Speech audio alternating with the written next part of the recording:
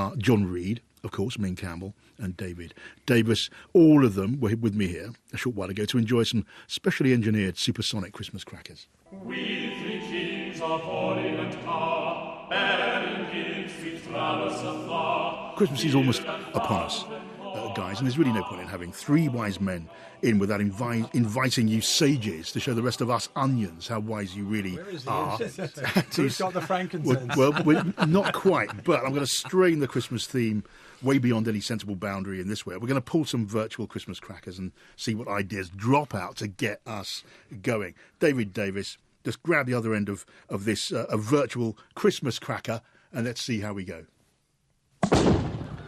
There we go. The cracker's been opened. What's dropped out? I'm going to open this virtual motto inside, and what it says is game changers. So we're talking about political game changers over the last year. Starting with you, David. What sort of thing are we talking about, by the way? Well, if you remember the last budget, perhaps you remember this. When's the last time you bought a pasty in Cleggs? Look, I can't remember the last time I bought a pasty in Cleggs, to answer your question. That kind of sums it up.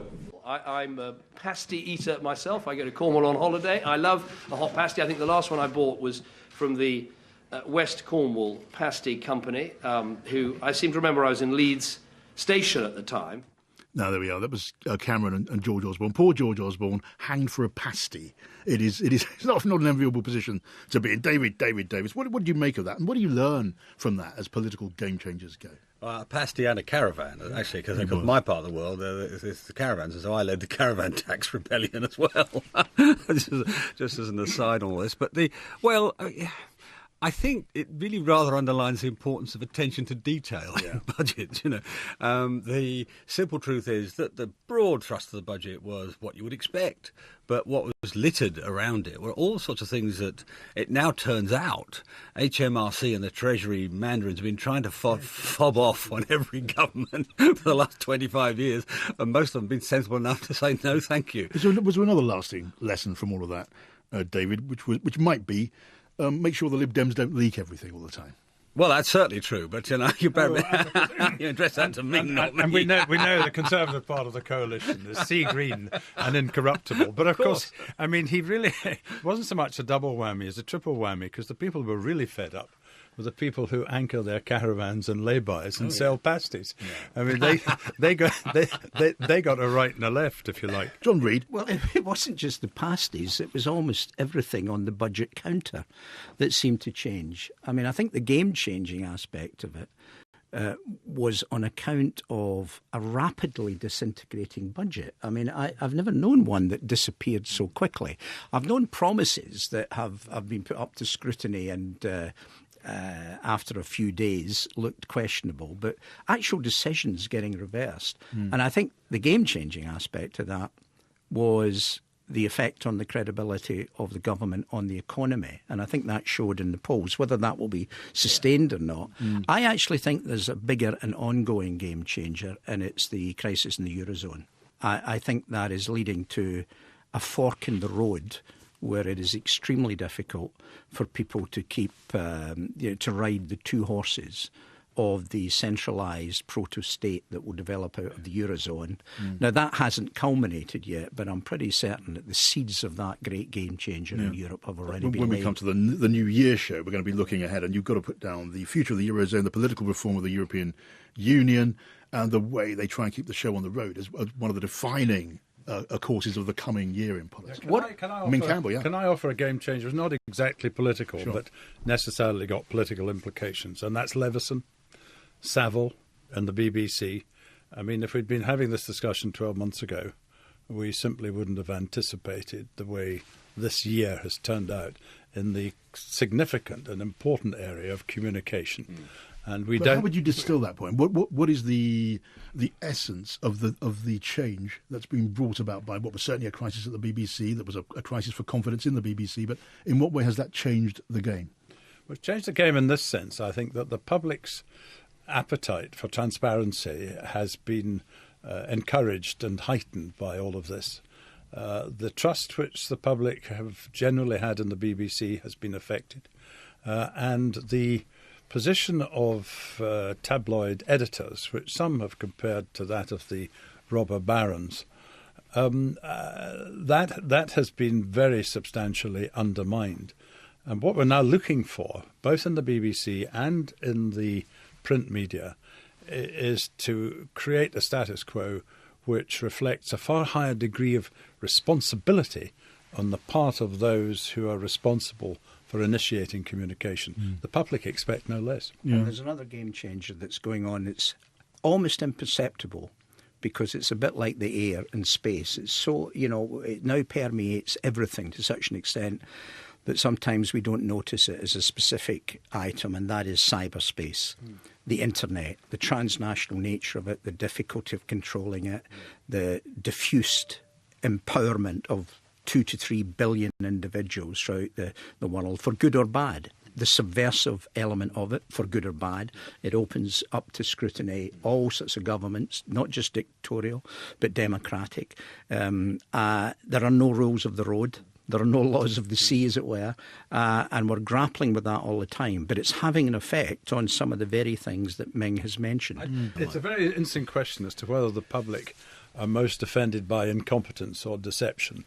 I suspect it's the latter. It's the nature of this sort of chat that you can talk about any aspect, for the duration of an entire long Christmas lunch. But we're going to move on. We're going to move on and pull another cracker. This one, I'm going to pull this cracker, John, with you, if that's all right with you. There's the cracker. And what do I mean by a shock? Well, how about this? This, the most sensational result in British by-election history, bar none, represents the Bradford Spring.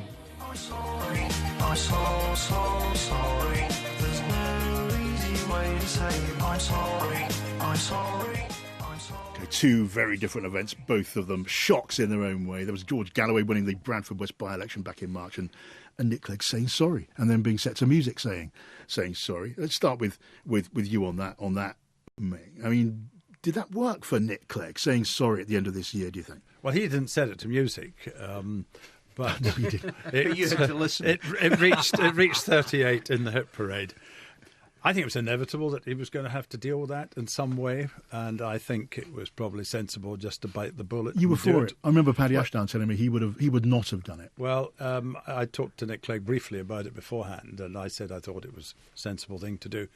Because although it gave rise, there was a backwash from it. Nonetheless, the two lines have been drawn underneath. I'm in a slightly difficult position about all of this because I voted against my party on the issue of tuition fees. You and me both, actually. Right. I mean, if you go back to the history of this, I mean, we all got exhortations from the High Command. We must sign this petition. And I signed mine in front of the steps of the Students' Union at St Andrews, surrounded by students in scarves and all raising their hands and saying yippee. And, of course, I'm the Chancellor of the university as well, so I really had no option but to vote against this. But you go back to the coalition agreement. When the coalition agreement was being negotiated, then what was negotiated was abstention. Yeah. What should have been negotiated was elimination. And I'm told, I don't know if it's right or not, but I'm told that on the Tory side of the negotiation, if the Lib Dems had pressed that point, the Tories would have conceded it. What might have been? You could have a long discussion about what might have been. John Reid. Ming, can you unravel this mystery for me? What was Nick Clegg saying he was sorry for? Was it for having broken the promise he made, or for having made the promise in the first place? I have to admit, I'm not clear on that. Well, that's right. If I may say so, that's rather semantic. Well, it's not at all. No, it's rather semantic. Rather semantic distinction. No, it's a very important practical distinction in politics. Either it is the lesson that you don't make promises you can't deliver on, or it is the lesson that having made a promise which you could deliver on, you break your promise. So I'm genuinely, I don't know which it was in his case, and when he was asked about it, he seemed slightly mysterious as well. Well, the man on the Clapham omnibus will no doubt have followed your distinction with the same enthusiasm as me. But the fudge in this way at all. Doesn't mean you don't know or you won't say, Ming. I'm not going to get into the Glasgow Union debate going on here. What it means is, he said, I'm sorry about tuition fees. Interpret it how you like. You know what, Ming? Most unlike you, that's just pure fudge. He was saying sorry for making the promise, not for breaking it. They broke the promise consciously and defended breaking it, and even now defend to the bottom of the line that they broke that promise. The problem and the apology was for making it. They made the pledge because they believed it to be the right thing to do. When they got to the stage of negotiation, but surprise, at general elections, politicians make pledges for votes.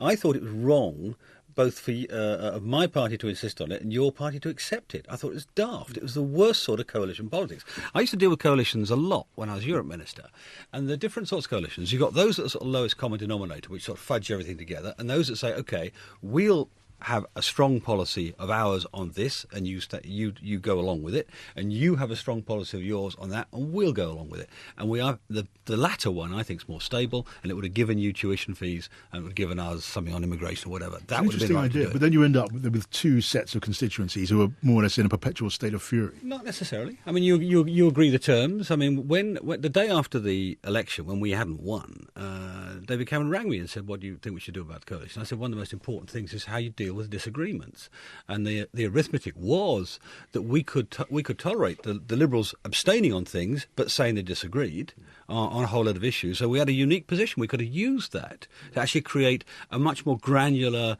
and bluntly more principled coalition than one where everybody's making concessions all the time. I have three quick shocks that I've thought about as we've been talking. The first, I think, was Ed Miliband's speech at the Labour Party conference. I genuinely think that shocked a lot of people in a very pleasant way for Ed Miliband to speak for that length of time without notes and be as coherent and articulate as he was. I think the Olympics was a huge success and a shock for many that we could carry out in our apparently British amateur fashion such a hugely successful Olympics, especially the opening and so on. And I think that was great for the country. And of course, a shock to most people, though not to some of us, was Celtic beating Barcelona in the European Champions League. Yeah. What game is that? The team that was defeated are the best team in the world, David. That might give you a clue. John made an interesting point there, because actually, if I was going to choose, and I'm not in the panel, but if I'm going to choose, I'd say my shock of the year was Ed Miliband's speech at the Labour Party conference in autumn. Quick snatch of it here. One nation, a country where everyone has a stake. One nation, a country where prosperity is fairly shared. One nation, where we have a shared destiny, a sense of shared endeavour, and a common life that we lead together. That is my vision of one nation. That is my vision of Britain. That is the Britain we must become. So it was a shock. Maybe it was a game changer as well. It was a shock to me because I genuinely didn't know Ed Miliband could make a speech that well. I didn't know that he could communicate and reach and touch his party in the way that he did in that hall at that moment. And it was to that extent, at least, a game changer, because I thought his relationship with the Labour Party changed in the space of that hour. David Davis is looking very sceptical. All of that may be true. I wasn't shocked at all. Because I've always thought that the press and indeed my party underestimated Miliband from the beginning. They wanted the other Miliband to win, and as is the way, if you are the sort of political editor and you predict one, you've then got to justify yourself when you're wrong.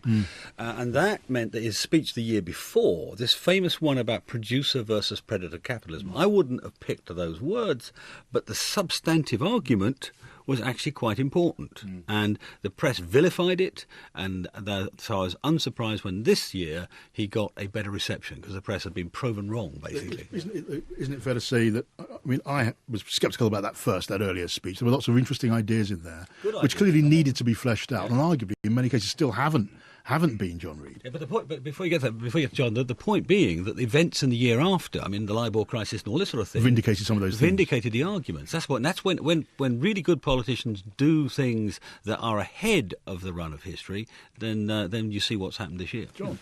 Yeah, I think that there were two main surprises for most people out of it. One was that it belied the caricature or characterisation of Ed Miliband as geeky, is not comfortable in his own skin, is unable to communicate in the way that some other leaders have. Secondly, I think it was a surprising speech in terms of its content as well. Ed probably won't thank me for saying this, but there were elements of it very characteristic of Tony Blair.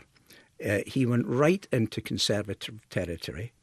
He went right for the centre ground. Now he's not seen as holding back the Labour lead over the Conservatives as he was, say, 12 months ago. Ming, it's time for you to grab a cracker.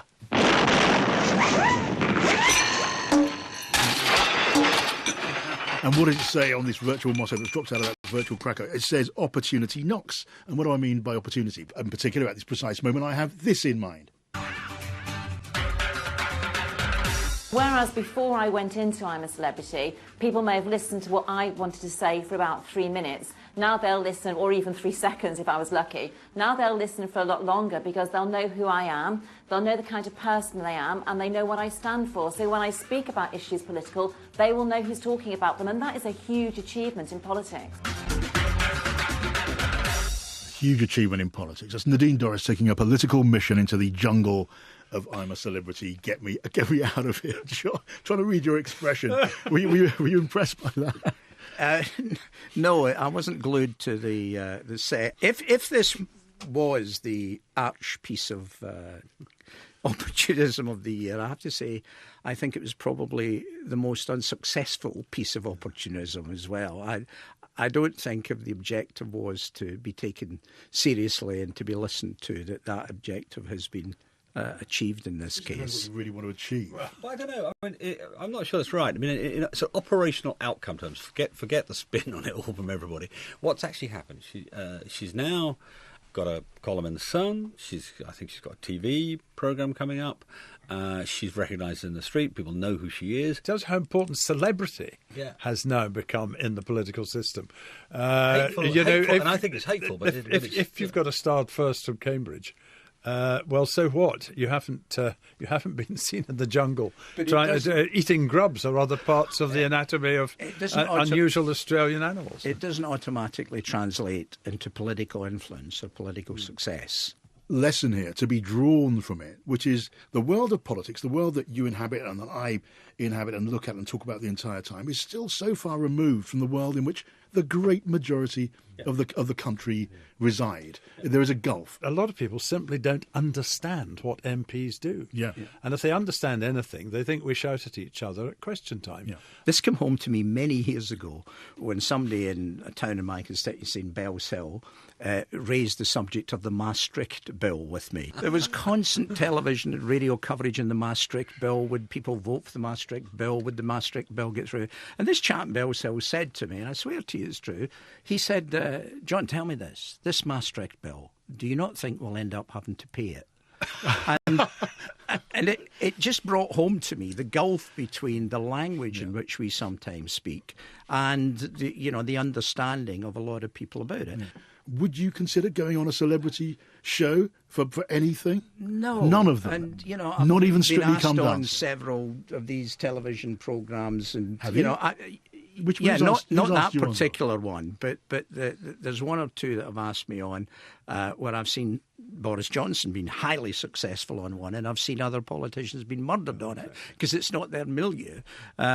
I'm more doubtful than David about whether in the long run it will be successful in giving the leverage that David obviously thinks it will give her. Maybe the celebrity will. Maybe it will promote her. David Davis, could you be tempted? No. Not on any of them? No, not even Big Brother with Davina McCall? I've never seen any of them, so I don't know. But no is the answer. Have I got news for you, David? Every season, like all of us, they've asked. Yeah, exactly. I'm afraid my rather po-faced response was my dignity's worth more than 1,500 quid. Go away.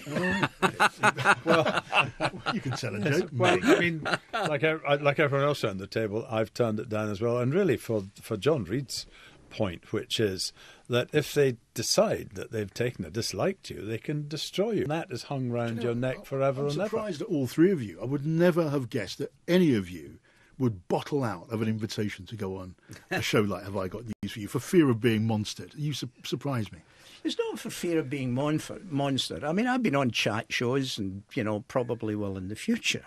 But, if I wanted to be clubbed to death then I can, I'll do it in come the and have a debate privacy. in the Commons. Yeah, sorry, I'll speak in the Commons. Yeah. You'll go and stand on the Rangers then. Absolutely. Yeah, there are plenty of other opportunities for masochism. You don't have to do it in front of 5 million viewers. That's right. You've just mentioned one of them. If you sit as one of 12 people among 54,000 Rangers supporters, you know what the Alamo felt like. I should explain that Ming's last remark should not be taken literally, just for the sake of anyone advocacy of masochism. But okay, last of all, I started with this, and I want to ask you all. Look, here's a Christmassy question to finish up with. Your most treasured memory of this last year, John, if it was a present and it was wrapped up, it was the only one under the tree from your nearest and dearest, what would that memory be? I think the Olympics, the satisfaction of seeing the nation that muddles through on these things, that doesn't have the resources or the regiment or discipline or personnel of the Chinese, doing as well as we did. I was rather sceptical about whether the Olympics would be a success. I can tell you, I was worried about the security implications of it. The eyes of the world were on it, terrorism and so on. And in Cabinet, when the bid was being contemplated. Well, we never discussed Cabinet details, but it wasn't a unanimous sort of views were expressed around the table. Spoil sport, really. Yeah. You just see it, can't you? Well, I mean, it's not a matter of being spoil sport. I mean, come on, I'm winding you up. If you're Home Secretary, one of the things you worry about is creating the circumstances in which an act of terrorism could be disastrous. Yeah. Okay. And I did have that worry at the back of my mind. But also, like others, I wondered whether we could really pull this off. And it was such an outstanding success and such an eccentrically British thing, in the introduction and the opening scenes and at the end, that I think I will remember that for a long time. Yeah. My favourite is sort of compound. It's part of that, and really, it's the Queen's year, in the sense that the bit I loved about the thing was, of course, the Queen and 007 and all that. The parachuting from the helicopter, I thought was magnificent. It showed her in a terrific light, sense of humour, getting involved, and so on, which was good. And of course, also the Jubilee celebrations themselves, which were just wonderful. I was on the Olympic board. Mark you, it had a very considerable advantage because I went 7 nights out of 8 to the athletics and saw Mo Farah on both occasions. And what was called Super Saturday, when we won 3 gold medals, was, in my view, one of the most exciting things I've ever seen and been part of. But to go back to Mo Farah, there was a wonderful little vignette. After he won his gold medal, he was interviewed by a commentator who said, "Would you not have preferred to run for Somalia?" And he didn't hesitate for a moment. He said, in an impeccable East End accent, "Why would I want to do that? This is my country." And it seemed to me that encapsulated a lot of the things which were best about the Olympic Games. The Olympics was a game changer. Yeah. It was a shock. Yeah. It wasn't opportunism, but it was an opportunity seized with both hands and exploited to the absolute maximum. We will, none of us, ever forget it. Been good to talk to you all. Have a fantastic Christmas. Merry Christmas to all you. Merry Christmas.